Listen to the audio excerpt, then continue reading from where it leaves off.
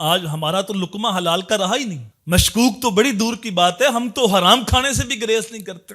हमें बस रिज्क आना चाहिए, वो किसी की जायदाद दबानी पड़े, सूदी कारोबार करना पड़े, रिश्वत का लेन देन करना पड़े, हमें इससे कोई सरोकार नहीं। हमारे पास दौलत के अंबार होने चाहिए और दौड़ लग गई एक दूसरे से आगे बढ़ने के लिए। मेरे हुजूर ने इरशाद फरमाया, एक बंदा लंबा सफर करता है या मुद्दो यदाए है, काबातुल्लाह के पास आके लंबे हाथ करके लंबा सफर करके रब की बारगाह में दुआ करता है कि अल्लाह मुझे बख्श दे, अल्लाह मुझे बख्श दे। मेरे हुजूर ने फरमाया, उसने जो लिबास पहना है वो भी हराम का है और जो उसने खाना खाया वो भी हराम का है। अब वो अल्लाह की बारगाह में दुआ कर रहा है, रब उसकी दुआ कैसे कबूल करेगा?